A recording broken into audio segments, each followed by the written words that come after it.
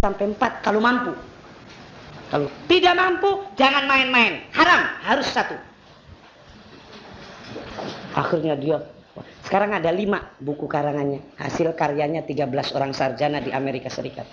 Dia mengatakan, sungguh. Malah ada yang mengatakan, dia mengatakan, Muslim and the not fire. Kalau Islam tidak ada sembayangnya, saya ingin masuk Islam. Hanya ngalang-ngalanginya itu sembayang. Dengan sembayang ini ngerepotkan Islam katanya. Kalau Islam tidak usah sembayang, saya mau sembayang. Kalau di Indonesia nggak begitu ya. Orang Amerika mau masuk Islam takut sembayang. Kalau orang Indonesia berani masuk Islam tidak sembayang. Pokoknya masuk dulu lah, sembayang sih gampang.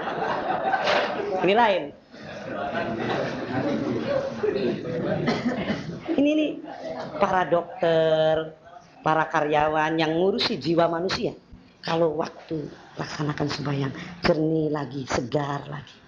Di kantor juga jarang ada marah kalau dilaksanakan sembahyang. Itu mah porsir panas. Udah jam 12 kan Tuhan kasih kemurahan, sudah panas itu, mikir duit banyak, mikir ini banyak, mikir ya potong-potong sudah terlalu banyak. Ini tolong cuci muka menghadap Tuhan. Jangan karena sembayang, karena pimpinannya biasa yang ngurus ini sembayang. Kalau tidak sembayang, bisa saja digeser jabatannya. Nah, sembayang itu namanya sembayang jabatan. Memang sekarang banyak sembayang jabatan, sembayang kedudukan. Karena dia jadi RK, rakyatnya sembayang, RK-nya pura-pura sembayang, kepalanya pura-pura sembayang, sampai ada sembayang salah, Pak. Ambil air wuduna kaki dulu, setelah kaki tangan, setelah tangan telinga, habis telinga pergi saja. Ada anak yang tahu itu bapak ambil air wudhu, tapi iya mukanya sih Pak, oh lupa. Masa orang banyu wudhu lupa.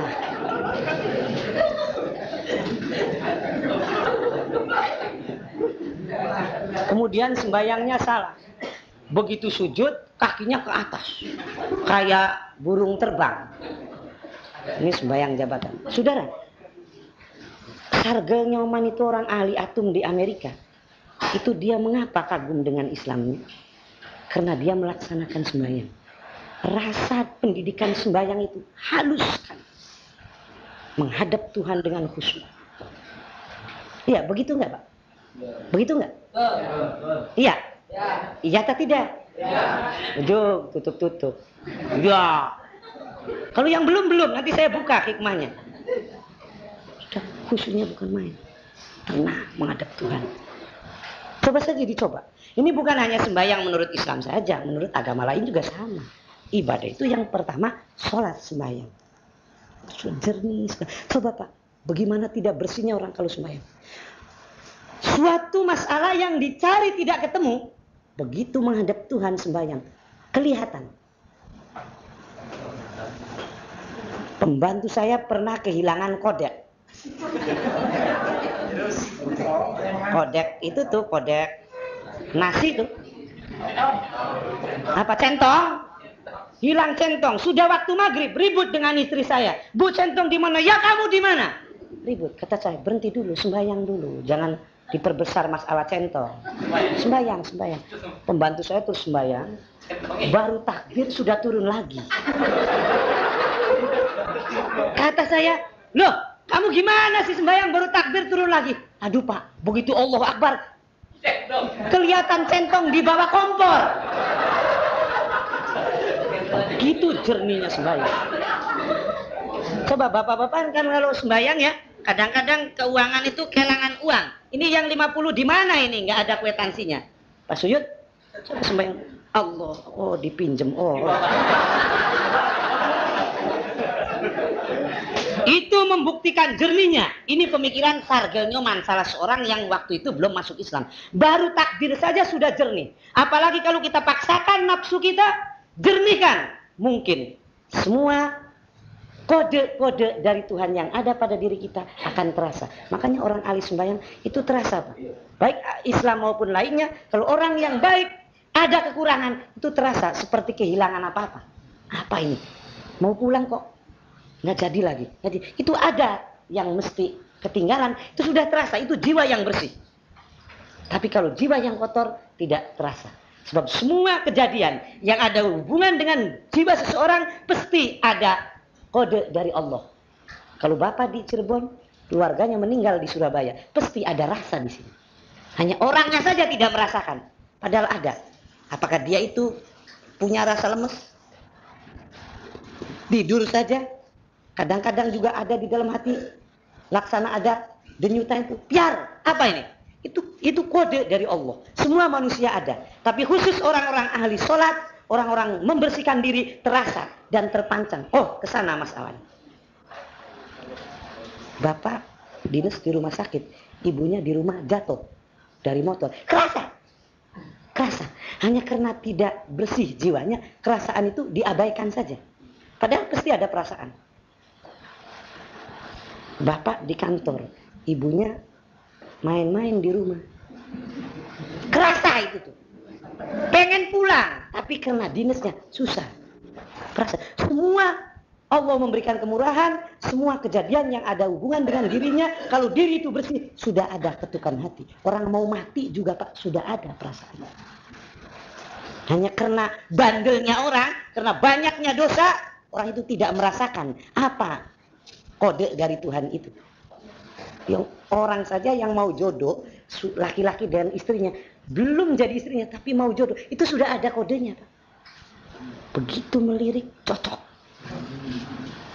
Wajahnya pasti ada yang mirip anggota badannya. Sudah. Coba saja lihat. Pasangan yang sekarang jadi, lihat. Coba buktikan dapat ceramah saya sekarang, besok lihat. Si A dengan si B. Mengapa jadi jodohnya? Kadang-kadang bibirnya yang hampir sama. Kadang-kadang telinganya pitet-pitetnya sama.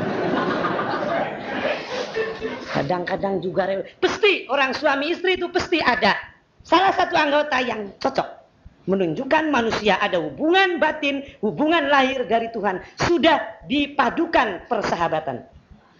Bersahabat saja Pak, kalau bersahabat yang cocok, itu ada rasa cocok betul. Baru ketemu saja sudah cocoknya, bukan main. Percaya kamu. Ini uang percaya, kunci pertama. Ada orang susah dipercaya. Suruh percaya, banyak yang nasihati, tapi tidak percaya saja. Itu sudah ada ketukan hati. Tidak akan ditemui oleh seseorang, kecuali orang itu ahli melaksanakan sholat. Baik sholat menurut Muslim, maupun sholat menurut lain. Tapi ahli bersih, bebas dosa, terasa ketukan itu. Kalau bapak mau bahaya di jalan, sudah ada di rumah itu mau berangkat. Sudah terasa. Ada apa ini? Kayak sungkan mau pergi. Kayak perhatiin. Itu biasanya mau ada apa di jalan. Sudah ada perasaan. Tapi karena sembahyangnya juga belum mantap. Allahu Akbar. Jasadnya sembahyang.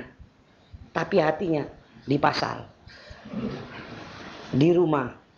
Kadang-kadang lagi bercanda hatinya. Kadang-kadang ada orang sembahyang kok ketawa. Mesem. Ini perasaannya lagi bercanda dengan pacarnya. Di situ halusnya sholat. Dan Sargel Neumann akhirnya lebih direspon oleh Dr. Sauda dari Swedia yang mengirim surat. Karena Sargel selalu takut hidupnya. Dia pembuat senjata, pemasak atom. Banyak senjata hasil karyanya untuk membunuh, untuk menghancurkan negara, menghancurkan lawannya, maka dia punya rasa takut. Orang kalau sudah banyak berdosa, punya rasa takut. Kemudian Sargel mencari obat ke sana kemari. Selalu di awal, Dr. Sauda mensipir satu ayat Quran. Barang siapa qalu rabbunallah la takhafu wa la tahzanu. Barang siapa yang mengakui Tuhanku adalah Allah, Allah yang Maha Kuasa, la takhafu wa la tahzanu, tidak akan punya rasa takut. Kalau orang yakin kepada Allah, tidak akan punya rasa takut. Pergi hari Sabtu juga nggak apa-apa. Sebab Allah yang tahu. Kemudian Sargel, masa katanya asal mengakui Tuhan Allah, mengatakan Allah saja, kemudian bebas rasa takut. Saya ingin cari ahli teologi. Pergi ke Mesir, menemui Profesor Mahmud Saltut, kemudian apa yang dinamakan Allah? Besar mana dengan atom? Kata Sargel, habis dia belum muslim, belum tahu. Kayak apa warnanya? Allah itu kok bijaksana sekali bisa menghilangkan ketakutan. Saltut mengatakan, bila kaifin wala misalin. Tuhan tidak bisa, Allah tidak bisa diumpamakan, tidak bisa disebut warnanya dan kayak apa, tapi wajib adanya. Baru Sargal mengatakan, ampun, angkat tangan memikir Allah. Saya bisa memecah atom, tapi memikirkan Allah tidak seperti apa-apa, tapi harus percaya. Ampun, angkat tangan